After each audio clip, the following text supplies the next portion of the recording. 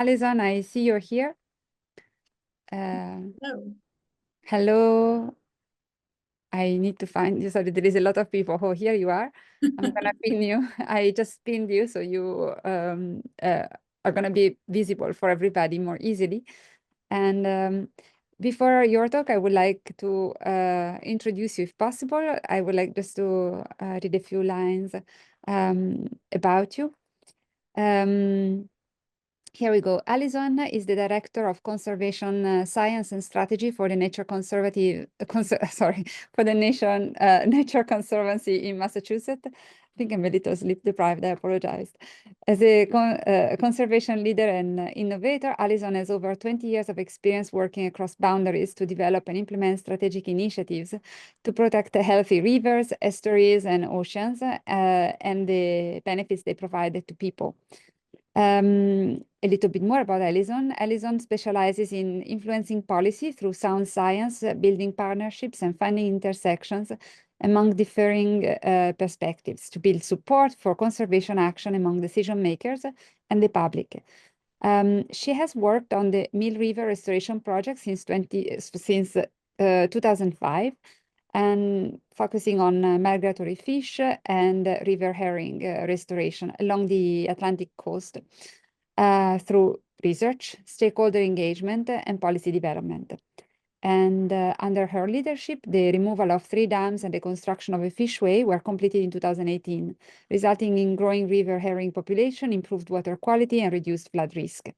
I'm really happy that Alison is here with us today because she's going to be able to give us a local perspective on the implementation of nature-based solutions. The title of our talk is Documenting Socio-Ecological Benefits of Nature-Based Solutions Over Time. And it's going to focus on the Mill River Restoration, the project that we just mentioned, and it benefits over 20 years. So thank you so much, Alison, for being here. And like you, Sean gave us also reasons for hope in terms of nature-based solutions and conservation and the multidimensional benefits of these types of interventions. And it's a little challenging moment from point of view of political juncture. So it's very valuable for us to have the perspective of local practitioners and everything they can teach us. So thank you for being here. Well, thanks so much for having me. It's a pleasure. And note to self, shorten that bio.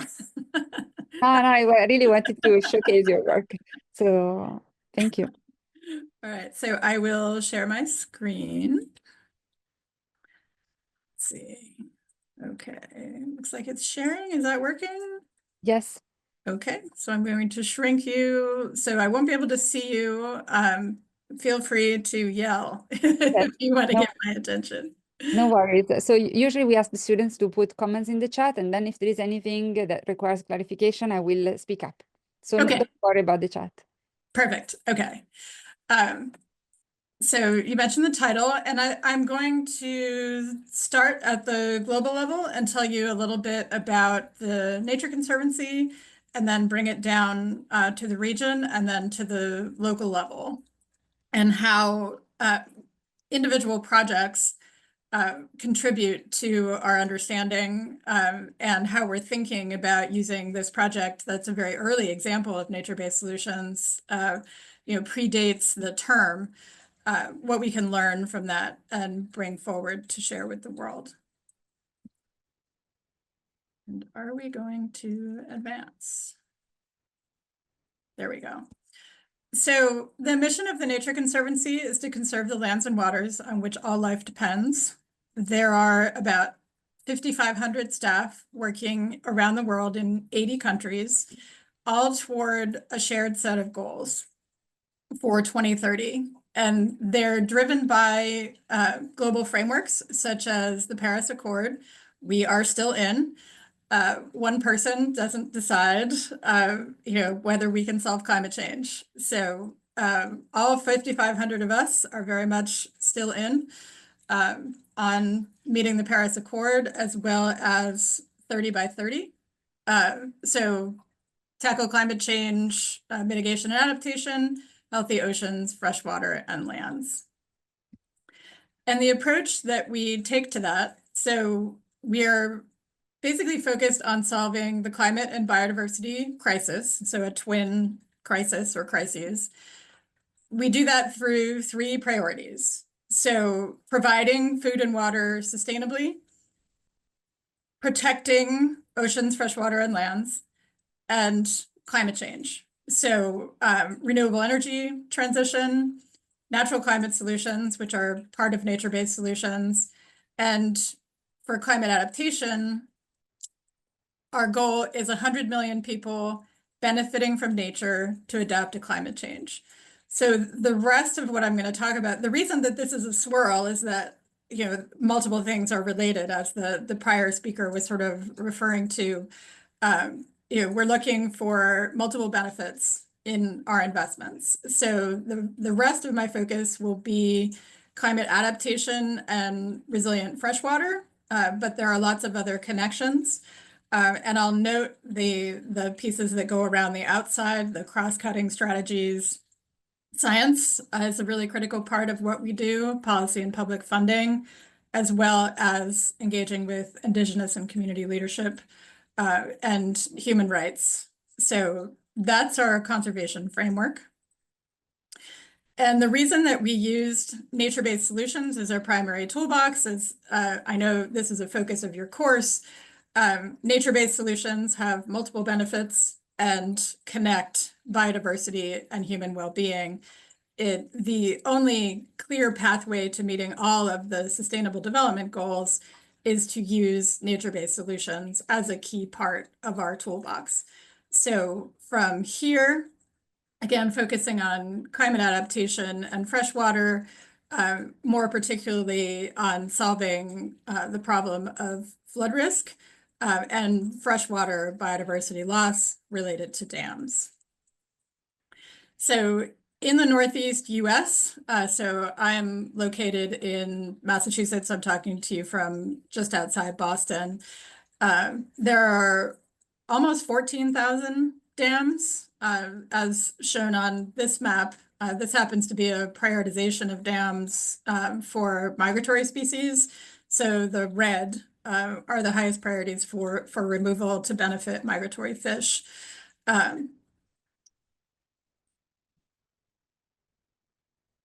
One dam for every 4 miles of river, I think. So dams have been a huge problem causing loss of migratory fish.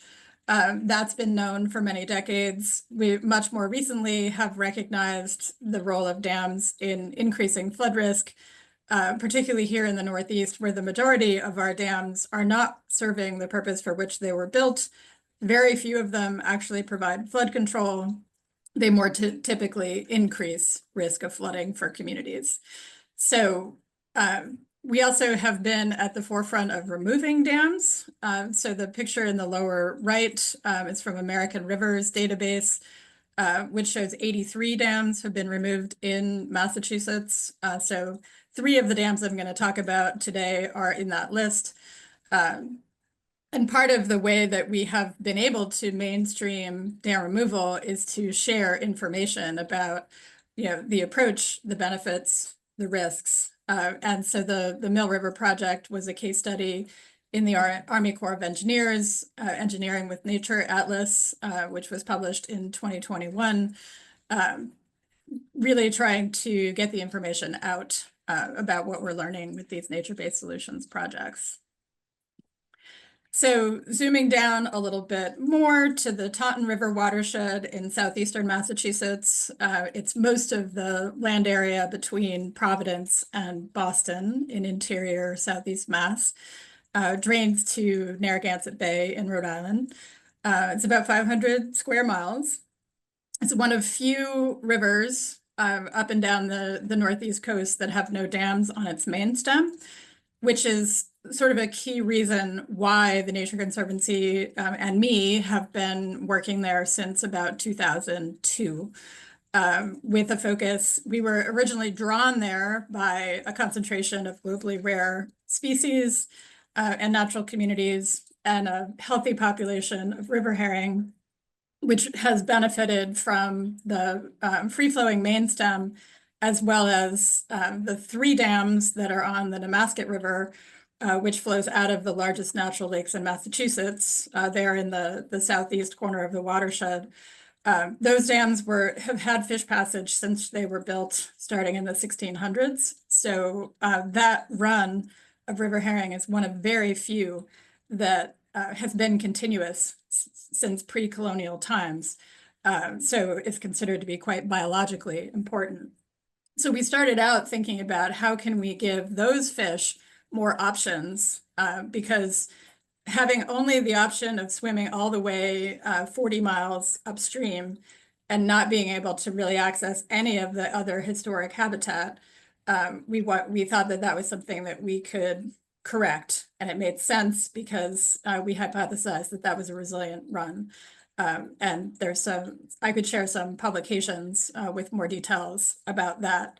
But since we started, we have removed 7 dams in this watershed, 3 new fishways, a whole bunch of land protection, and a number of other like stormwater improvement and other types of projects, really thinking about what are the threats in the watershed and what does it take for both the river and the communities in the watershed to be more resilient. There are 3 significant environmental justice communities in Brockton, Fall River, and Taunton. And I'm going to talk more about Taunton.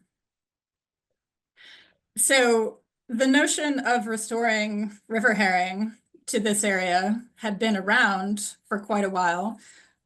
We have fisheries records on river herring going back to the 1600s in Massachusetts, as well as we know that they continue to be and always have been important to Indigenous communities here.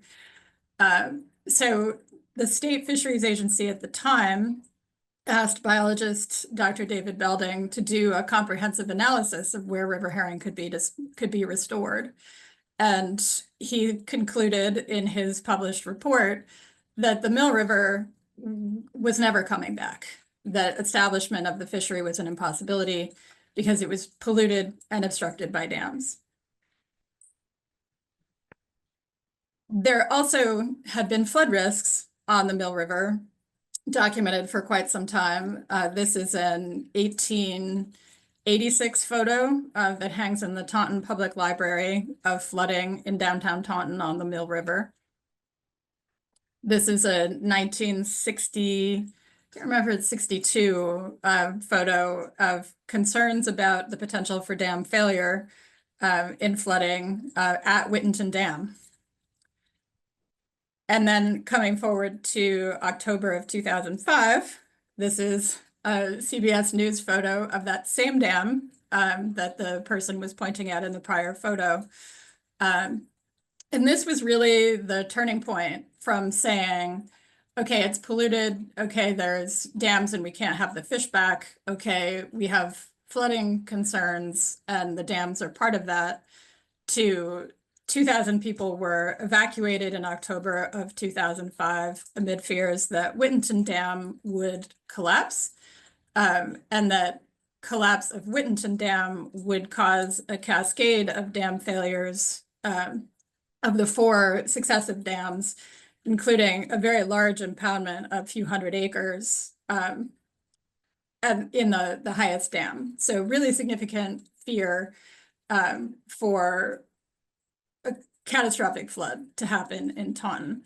So thankfully, a bunch of immediate work was done to pull this dam apart, to lower it, to pile up many tons of rock that stabilized the dam.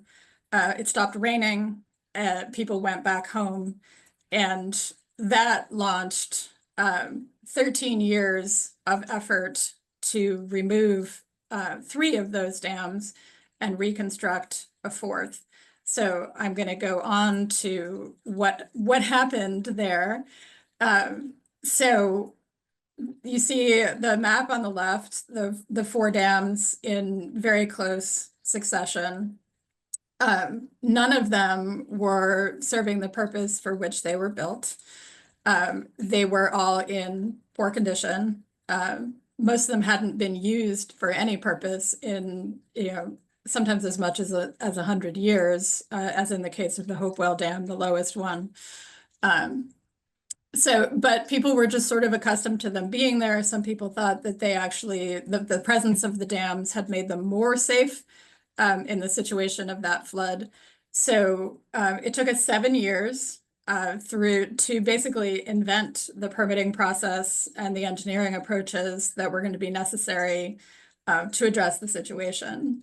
With a lot of help from Senator Mark Pacheco, who lived in this neighborhood and whose home was impacted, we were able to, as well as Barney Frank, congressman at the time, we were able to remove Hopewell Dam in 2012. Whittenton, which was the original source of the concern about flooding a year later. At the same time, we were able to replace, not remove, the dam at Lake Sabbatia. There's a state boat ramp on that lake. It is actually a natural lake that has a controlled outlet. So that dam is there with a new fishway and eelway. And then it took another 5 years to remove West Britannia Dam, so a total of 13 years. And that's Laszlo coming to join the presentation. A total of 13 years to complete all the removals. River herring showed up at Hopewell the first spring that we started monitoring, and made it into the remainder of 30 connected miles and 500 acres of lake in 2018. So what difference did the project make? When it was completed in January of 2018, the Taunton Emergency Management Agency posted this on Facebook, that the city is safer as a result of the dam's removal. And the HEC-RAS modeling bears that out, that the base flood elevation is now lower. Of course, the risk of dam failure for that series of 3 dams is gone. And the 4th dam was constructed with the capacity to do water control. So dam failure is less likely. Not that we can do anything about how much rain falls on Taunton. Okay, I need to speed up a little bit here to make sure you all have time for questions. But the dams, the risk of the dams failing is gone. We have fish coming back. Fish came back immediately. As soon as we started monitoring, they were already there. So the picture on the left is the first adult return that we captured in April of 2013. And the picture on the right, we've been doing pretty extensive look at productivity. So not just what adults return, but what they produce. And they've been producing quite nice, healthy babies, which is exactly what we want to see. We have a little bit of social information that's been collected over time, but it's pretty focused on economics. There's not really a community voice, and I'll get back to that in a minute. There's the river upstream of these dams is a public water supply. There are about 13 wells that draw not directly from the river, but are linked to the river. The story in the last several years has been drought as opposed to flooding. That's the story of climate change, right? You're driving extremes, both flooding and drought. We've seen the river run dry in sections more than once in the last several years. So now really focus on like wetland restoration for groundwater recharge, which also has a flood risk reduction benefit. So continuing to work upstream.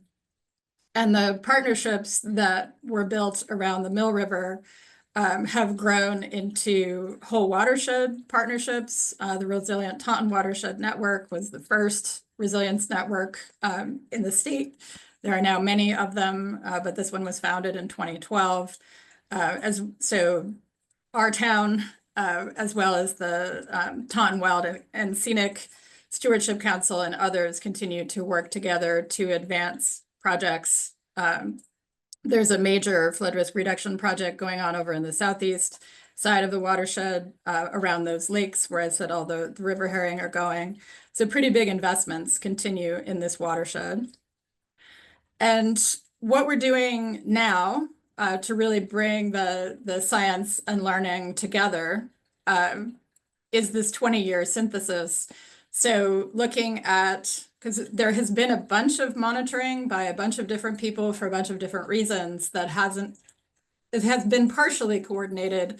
But what we're doing now, I have 3 PhD students and 2 professors, partners at Northeastern University, who are trying to pull all the information of what's been collected to date, both on the social side and on the natural science side. And then doing a whole new effort on the social science to really understand from the perspective of community and project leaders, doing interviews, what led to how the project actually came about, what were the benefits and costs and losses, and then doing engagement with the local residential communities using participatory research methods. A key one is photo voice, asking people to take pictures that help us understand, help them express and help us understand their sense of the outcomes of the project and what values it created, and how is that distributed across the community. And so with that, again, because there are so few examples now of nature-based solutions that date back this far, really trying to develop a holistic understanding and a cohesive narrative about the project, both from kind of the scientists' point of view, as well as from the people who live with the project. That is something that I'm really excited about and happy that we are able to do. So these are our students talking to one of the leaders of the project who's now retired, Bill Napolitano. So I will stop sharing and leave it there to give you a chance to ask questions. Thank you so much. I created some space in the lecture in today's session to allow for flexibility. So we are not super tight, and if you can stay for a little longer, we are going to have plenty of time for questions. But yes, absolutely. I can stay. I encourage our students to ask questions to Alison. I think it's really fascinating when we dive into real projects to see the challenges of the implementation and the efforts that it takes. What were the major barriers of the implementation for you? Permitting, I imagine, was a challenging one, and you had to invent it. So can you tell us a little bit more about that?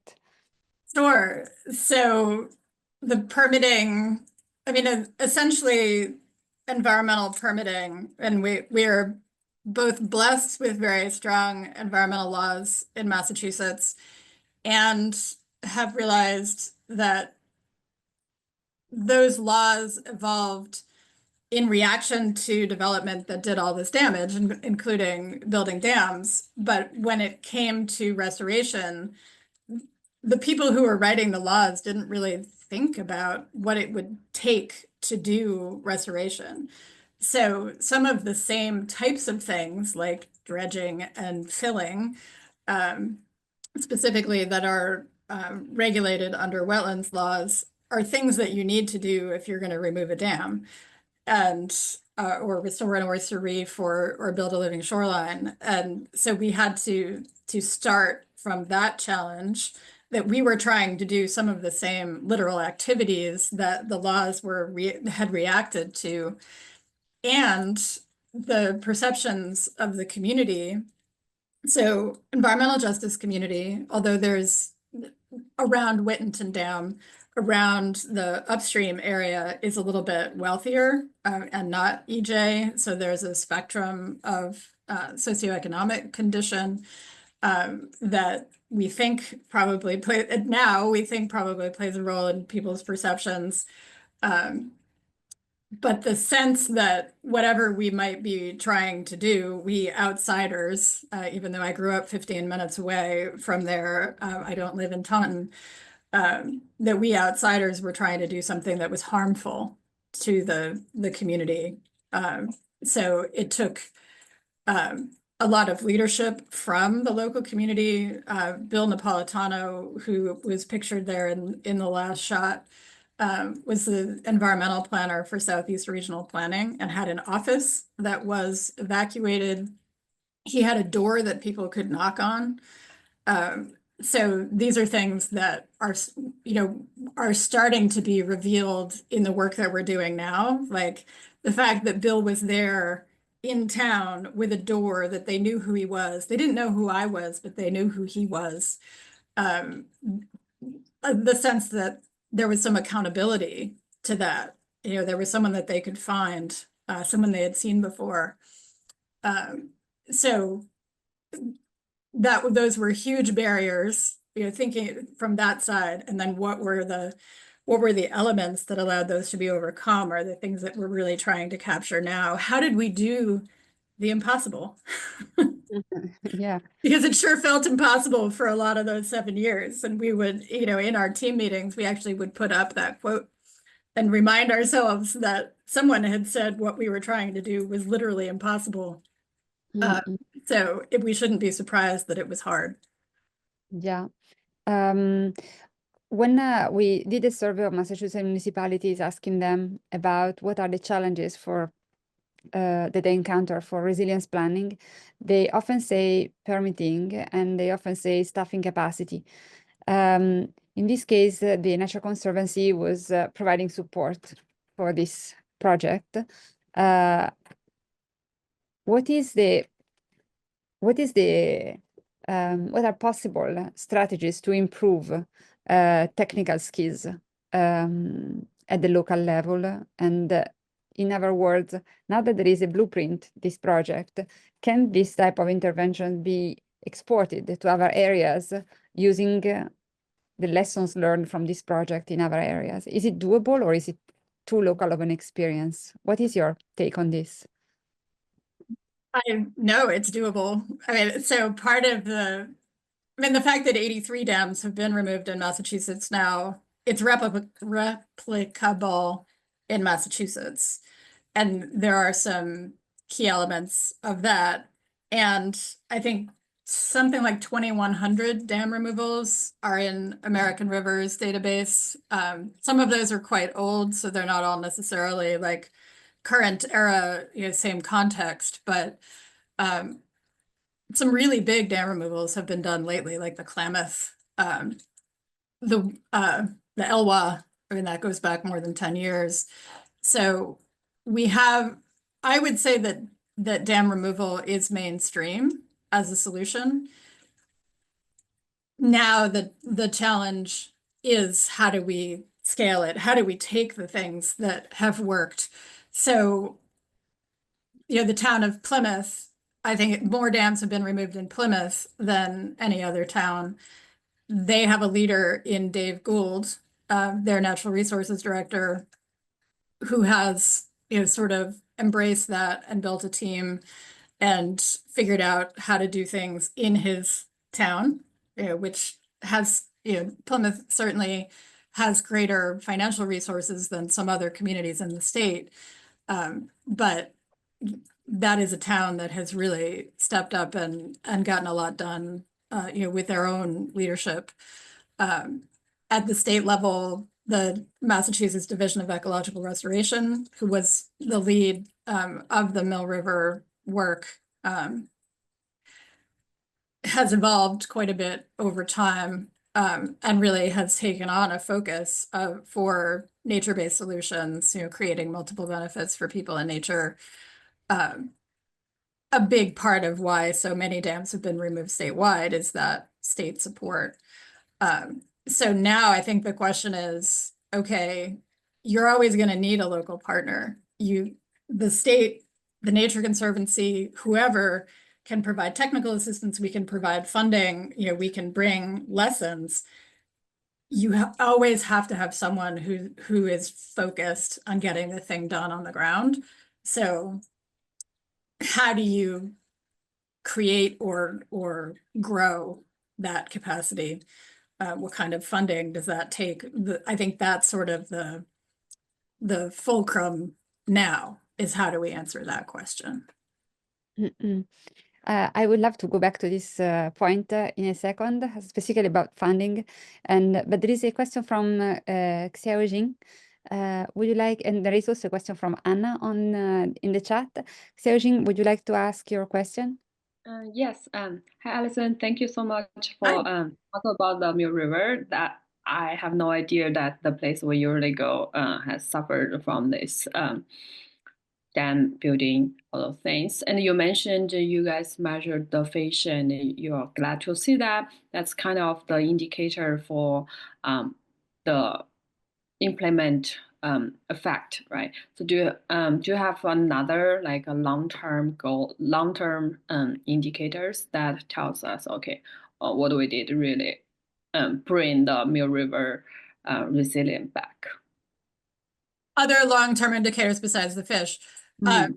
We have actually quite a bit of data that's the stuff that we're trying to pull together now, is to understand the full scope of it. But we have water quality data, so sort of basic chemical parameters, oxygen, things like that, which, not surprisingly, the water quality got a lot better really fast when the dams were removed. We have some geomorphic information like erosion pins, that kind of thing. We have photo points at multiple locations. There's other fish monitoring. So resident fish, there's a whole research project on eels. There's a ton of natural science information that Mass Division of Marine Fisheries has built this into their kind of general monitoring that they do, for example. So there's quite a bit of work that is likely to continue. It was really the social piece that was missing. And in terms of how we think about it, that over the long term, I think we'll see what people think so far, because there was a lot of community engagement as required in the permitting process, but it was pretty transactional. Like, we need this information, we have to show that we talked to these people, we have to document that we sent someone a letter saying something. We had a lot of meetings, so there was community engagement, but it wasn't really about how, the community's relationship to the river and resilience over time. So that's the part that we're trying to put right now, is to understand what do they think those measures should be. And the other unrelated questions. Does this spring cleanup for the Mill River is organized by your department or not really? Is what organized by us? Sorry, I missed that word. Oh, so there is a spring Mill River cleanup activity all the time, every year, and they encourage the neighborhoods to go out and to collect the garbage within the side of the river. I'm just curious if that's also organized by you. No. Yeah, but that's also very friendly one. Yeah. Thank you, Xiaoxing, and thank you, Alison, for your answers. And Anna was asking whether there were any noticed negative externalities from the removal of the dams. And the other question that she had is what are the primary issues you are facing when trying the scale up? Well, so negative externalities, from my perspective, thinking about the river, the river is healthier, the fish are coming back, that's my values, right? That's why we're asking, we know that a subset of the community is happy. So now we're actually sampling to ask people.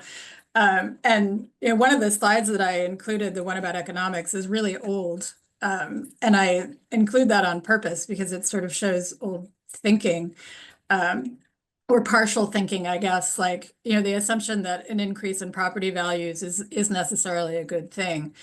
And, whether it's a good thing would depend on your perspective and how it impacts you. I am personally a homeowner, and so if my property value goes up, my tax burden may go up, which could be a problem or not. It would help if I wanted to sell my house, that I would probably get more money for it. If I were a renter and my rent went up, that would not be such a good thing, or if I were unable to pay the taxes. So the term green gentrification didn't enter into our discussion until about 5 years ago.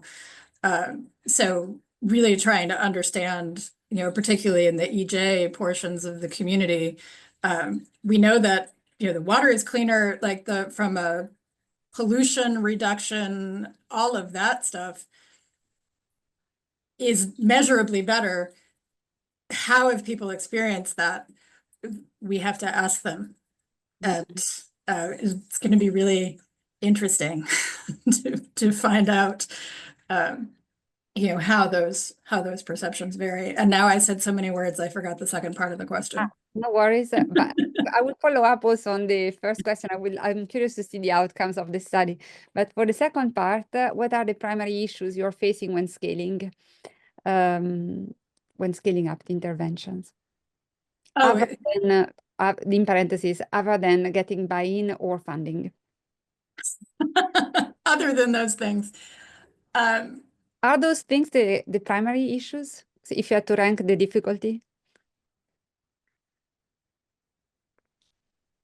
I mean, the ability to do, if it's buy-in, so in terms of approach, the approach that we've had so far is like, okay, there's centralized support, technical assistance, and then we're trying to assist someone. Sort of the assumption that you need this. Actually, what I stated before quite definitively is an assumption that you need a local presence with some kind of expertise and engagement in the project. What, could you do 50 dams at a time? So I try to think about it when you think about the scale of infrastructure, so a dam is infrastructure. When you think about the scale of transportation infrastructure, the interstate highway system, things like that, transportation planners don't think about one intersection at a time. So, how do we learn from some of the disciplines that are out there that are used to thinking at these very large scales and very large quantities of money? Because conservationists, especially our smaller organizational partners, are used to thinking in terms of very small geographies, small amounts of money, and very much a culture of scarcity. So, and I get that. It's not random that is true. But I think that that sort of paradigm is one of the barriers. Like, okay, how do we think like other people who do really big stuff with really big money all the time? All those dams got built. We can unbuild them. Not all of them. I'm not suggesting we remove them all, but there's an awful lot of them that are not doing any good and are causing problems. So how do we get rid of them? Yeah, there are 3,000 in Massachusetts. Well, there were 3,000. Now it's minus 83. We got a long way to go. We're not going to get there at the pace that we're going. So how do we change our thinking so that we can make the right interventions? And I don't exactly know the answer, but that's kind of how I think about approaching it. Yeah, thank you for this. I was wondering, there has been a lot of discussion about transformative nature-based solutions in several of our talks. And in my own work, I keep meeting this wall of how do you scale up in a transformative way. And if one of the major benefits of the dam removal is reduction in flood risk, I imagine that insurance companies could be partners in promoting dam removal. Has that been an avenue explored by the Nature Conservancy or your partners? That's a great question. There has been a lot of exploration of working with and action working with insurance companies on the coast. So TNC, along with a number of other partners, actually did the first natural asset insurance in the world, insuring the Mesoamerican reef in Mexico. That same or very similar model has now expanded to Hawaii. And there are efforts around the Caribbean to do very similar work, as well as to expand it from coral to mangroves. And that's kind of close. I personally have worked on some of the modeling related to salt marsh, so bringing that out to salt marsh. But natural asset insurance is a very narrow pathway to how you could work with the insurance industry. So I think that there's a lot of potential there, and there's actually someone on our global climate adaptation team who's focused on finance and insurance as part of his portfolio. I'm also, in my personal capacity, I'm on the board of Insure, which is a nonprofit that is focused on helping the insurance industry make transformational change for climate. So that's a question that I'm personally very interested in. Thank you so much, Alison. I think we're going to follow up because there are so many things that I want to tell you about, about my work and activities and conferences that are about to happen on topics related to what you're doing. And these are also resources that I will share with the students from the winter school. One that maybe I can share already in the chat, but I will send you also an email, and I'm sharing with Alison, who probably already knows about it. It's the National Academies event that is going to take place next week. This event has been co-organized by the University of Santa Cruz Coastal Resilience Center, and I forgot the correct acronym here. Here we go. And the Network for Engineering with Nature. The interesting side note about this event that is going to focus on nature-based solutions and also the interface with the engineering practices, and there is going to be a focus on standards. The interesting thing about this is that Mike Beck, who's the director of the Santa Cruz Center, is also one of the people behind the insurance that you were describing, developed by TNC in Mexico. And Mike was working for the Nature Conservancy. For a long time, yes, we were colleagues, and the paper I mentioned, the salt marsh modeling, Mike is an author on that work. So yeah, I'm a big fan of your work, guys. So thank you so much for being here. And unless there are additional questions, I think we can let you go. But thank you so much for your participation. It was very insightful to have the point of view of implementation. We had a lot of discussions about the theory or the policy, the coordination, national and international, and this is very important. What your contribution is very important to assess really what does it take to then create the intervention, develop it. So hopefully we're also going to be able to learn from the results of your study, and I'd be happy to share them with the students once the study is completed so that we can see what happened to this intervention. Thank you so much, Alison. Yeah, fantastic. It was a great pleasure to join you. And if I can share any resources, just reach out and let me know what you'd like more information about. Yeah, it was great fun chatting with you. Thank you so much. Bye-bye, Alison. Bye-bye. Bye-bye.